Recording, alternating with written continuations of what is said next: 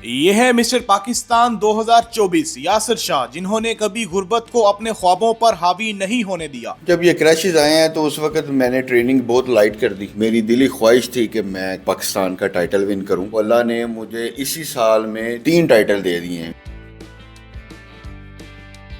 اچھا یاسر صاحب، مجھے بتائیے گا کہ آپ مسٹر پاکستان اب بن چکے ہیں، تو کیسی فیلنگز ہیں آپ کی؟ فیلنگ بہت اچھی ہیں۔ 2006 میں نے اپنا باڈی بلڈنگ کیریئر کا سٹارٹ کیا تھا، ٹھیک ہے۔ تو 2007 میں حافظ آباد جیتا، اور اس کے بعد ڈپارٹمنٹل میں نے 2010 میں ایک کمپٹیشن کھیلا، اس میں national Pakistan gold inter department gold ہوا تھا۔ تو اس کے بعد پھر ذرا کریشز آئے، ذرا مالی حالات ٹھیک نہیں رہے، تو پھر میں ذرا باڈی بلڈنگ سے دور ہو گیا۔ ٹھیک ہے۔ تقریباً 10 سال میں نے گیپ ڈالا۔ تو یاسر بھائی، آپ نے بتایا کہ کرائسس آپ کے پاس کچھ آ گئے، تو کیسے آپ نے ان کو مینیج کیا؟ تو کیسے یہ سارا نظام چلتا رہا؟ جب یہ کریشز آئے ہیں تو اس وقت میں نے ٹریننگ بہت لائٹ کر دی۔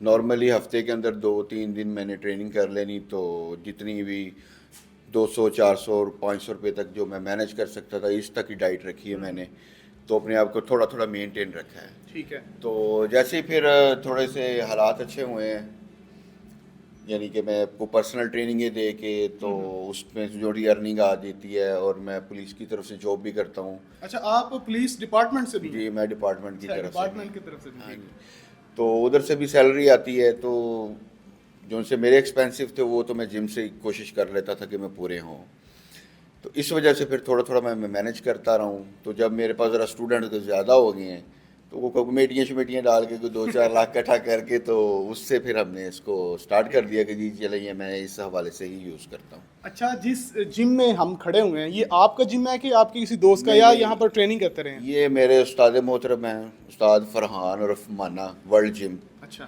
ان کا یہ جم ہے، تو انہوں نے ہی مجھے اس طرف ڈالا کہ آپ کی فزیک اچھی ہوگی ہے، تو آپ کوشش کرو پاکستان کا ٹائٹل اس دفعہ ون کرنے کا۔ ان سے بھی گائیڈنس لی، انہوں نے بھی بہت اچھا ڈیل کیا، ان کی مہربانی ہے، انہوں نے مجھے اس طرح تیاری کروائی ہے، اور یہاں تک میں نے ٹائٹل ون کیا۔ اچھا، جب آپ گھر آئے واپس ٹائٹل جیت کے، تو آپ کے گھر والوں کے کیا تاثرات تھے؟ آپ کے بیوی بچوں کے، والدین کے کیا تاثرات تھے؟ ماشاءاللہ بہت خوش تھے اچھا کہ چلیں آپ کا خواب پورا ہوا ہے۔ میری دلی خواہش تھی کہ میں پاکستان کا ٹائٹل ون کروں، تو وہ اللہ نے مجھے اسی سال میں 3 ٹائٹل دے دیے ہیں، ڈویژن گجرانوالہ، ماسٹر گجرانوالہ، اور اس کے 3 دن کے بعد اب یہ 29 فروری 2024 کو پنجاب اور ماسٹر پاکستان، یہ ٹائٹل پھر میرے نام رہے ہیں۔ اور اس میں پھر میرے والدہ کی دعائیں ہیں، والد صاحب کی تو ڈیتھ ہو گئی ہے، اور میری وائف کی محنت ہے، ان کی ڈائٹ بنا کے دینا اور 6 گھنٹے پکائی کرنا اور مجھے کھلانا۔ تو آپ اس کا کریڈٹ اپنی مسز کو دیں گے؟ بالکل، کچن کا تو پہلا کام ہے نا، آپ کا کچن نہیں ہے تو آپ باڈی بلڈنگ کر ہی نہیں سکتے۔ صحیح۔ اچھا، تو یاسر بھائی، کافی ایکسپینسو بھی اس کی جو روٹین ہے دیکھ رہے ہیں ماشاءاللہ، تو کیسے ایک دن کا جو خرچہ ہے وہ آپ کی باڈی بنانے کا کتنا آ جاتا ہے؟ آپ نے اس کو کتنی دن اور کتنے ماہ ٹریننگ کی اس کی؟ لیکن اگر آپ نے پنجاب پاکستان کھیلنا ہے تو آپ کو کم از کم جو ہے نا 8 سے 10 سال تو ٹریننگ کرنی پڑے گی۔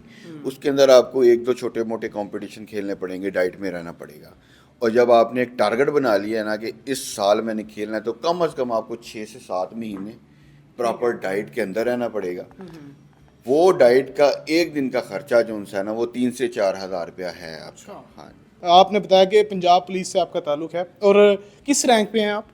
میں کانسٹیبل ہوں، وائرلیس آپریٹر۔ وائرلیس آپریٹر ہیں، تو اس کی جو سیلری بھی منیمم لیس دین 50,000 ہی ہوگی۔ تو بیوی بچے بھی ہیں، فیملی بھی ہے، پھر اس کے علاوہ والدین بھی ہیں، تو یہ اخراجات بھی پورے کرنا، تو کوئی اسپانسر ملتا ہے یا ایسے ہی آپ کرتے ہیں؟ نہیں، سپانسر تو کوئی نہیں ملتا۔